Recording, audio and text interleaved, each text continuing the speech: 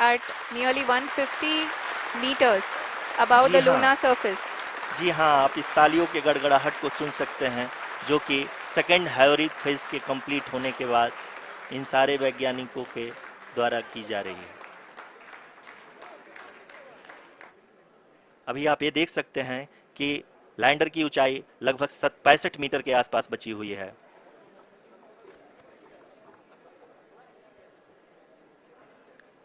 Currently, only 2 engines are now being fired, and we are nearly at zero velocity, vertical and horizontal.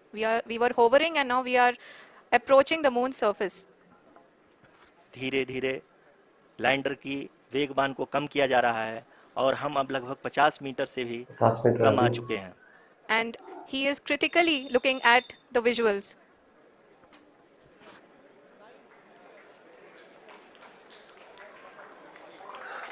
जी हाँ, आप अपनी screen पे देख सकते हैं कि हम lander module. People are applauding. Let us all wait to hear from the Secretary Department of Space and Chairman ISRO, Shri S. Somnath. Lander module पूरी तरह से सेफली और सॉफ्टली चंद्रमा के सतह पे लैंड हो चुका है। ये हम लोगों के लिए बहुत ही गर्व की बात है। हिंदी में एक कहावत है कि चंदा मामा दूर के, लेकिन अब हम ये कह सकते हैं कि चंदा मामा अपने घर के। बहुत ही उम्दा, the hard work of the entire ISRO community has come to fruition.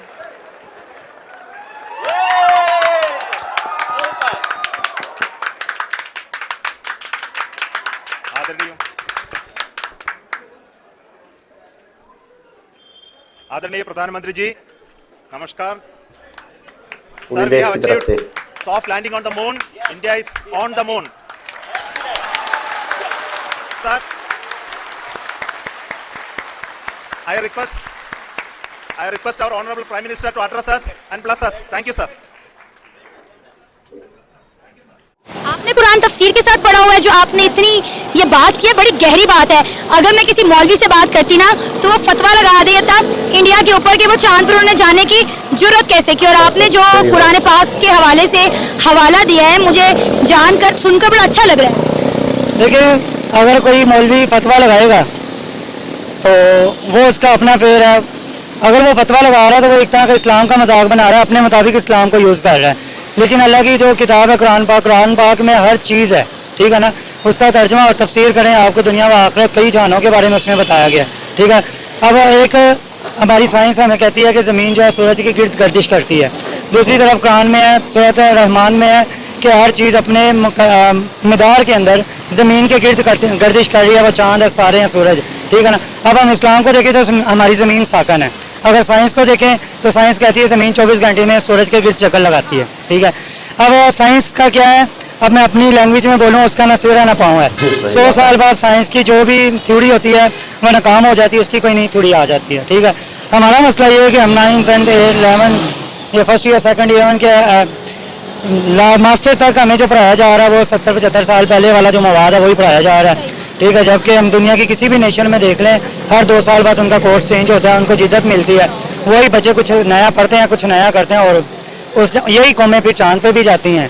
क्योंकि अभी सारे के सारे जो इंडियन मुसलमान हैं, जो इंडिया में रहते हैं, वो सारे भी दुआएं कर रहे हैं, नमाजें पढ़ रहे हैं कि अल्लाह हमारे चांद मिशन को कंप्लीट कर दे।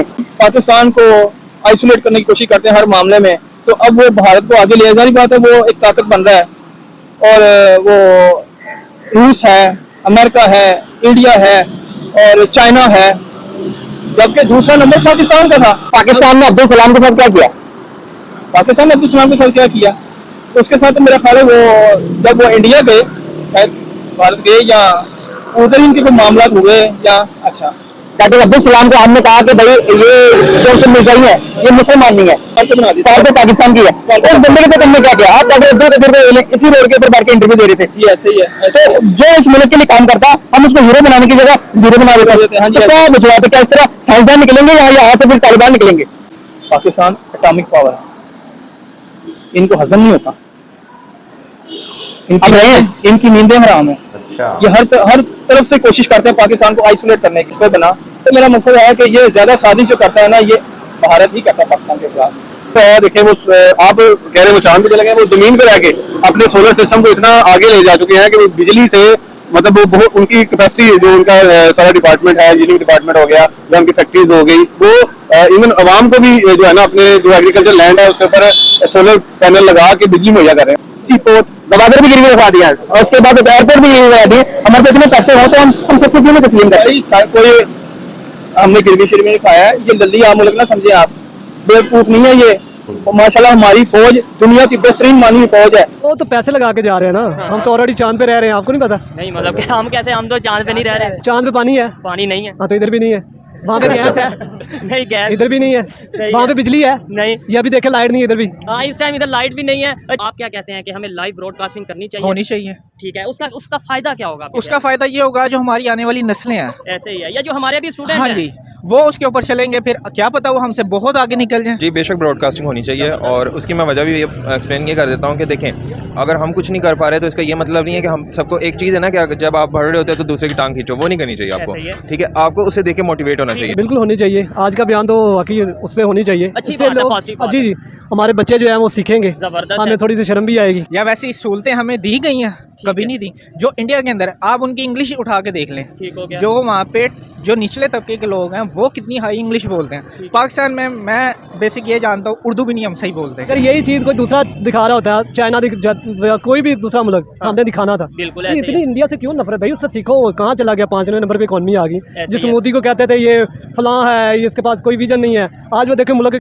तो जय हिंद दोस्तों, आप लोगों ने देखो कंप्लीट वीडियो देखी। मैंने इंट्रो नहीं दिया था इस वीडियो का, तो मैं आउटरो में बता रहा हूं। तो आज भारत ने वो इतिहास रच दिया है जो आने वाले दिनों में कोई भी, मेरे ख्याल से, यानी कि जो सुपर पावर की दौड़ में भी आता था रशिया, वो भी नहीं रच पाया था। देखिए एक और बात इससे सीखने को मिलती है आप लोगों को। देखो वो कहानी आप लोगों ने बचपन में सुनी होगी, खरगोश और उसकी रेबिट तो खरगोश होता, कछुए की। ठीक है, तो यानी कि जो लूना 25 था वो एक खरगोश की दौड़ में आगे निकला था, और भारत उस समय चल रहा था एक कछुए की में। भारत अपना सबसे कम पैसा लगाने वाला, सबसे कम बजट में ऐसा देश बनाया जो इससे कम बजट में कि कोई भी आज तक चांद पर नहीं गया। तो भारत अपनी वही निरंतर चाल से चल रहा था, और लूना 25 भारत से कहीं तेजी से आगे गया था। 6 दिन में वो अपने पूरा वो कर रहा था, और भारत ने ये अपना कर दिया है 15 तारीख के बाद। आज 23 तारीख को फाइनली उतर गया। अब चांद के ऊपर पानी और जितने वहां पर खनिज लवण है वो देखे जाएंगे, और ऑक्सीजन देखी जाएगी, और वहां पर क्या जीवन हो सकता है। यानी कि भारत साउथ पोल पर उतरने वाला पहला देश बन गया। और अब भाई पाकिस्तान में होंगे फतवे जारी, क्योंकि जो पाकिस्तान के झंडे के ऊपर है आज भारत उसके ऊपर है। ऐसा गर्व है। देखिए वीडियो स्टार्टिंग की थी, आप लोगों ने देखा होगा कि भाई मेरी आंखों से आंसू निकले जब भारत उस समय उतर रहा था। वहां पर जो उससे विक्रम से जो आग निकल रही थी, वो उस आग को भारत के जितने भी अवाम है उसके आंसू से वो ठंडी भी हो रही थी। वाकई जो मूवमेंट था छू लेने वाला था। आप लोग क्या रिकमेंडेशन जय श्री राम।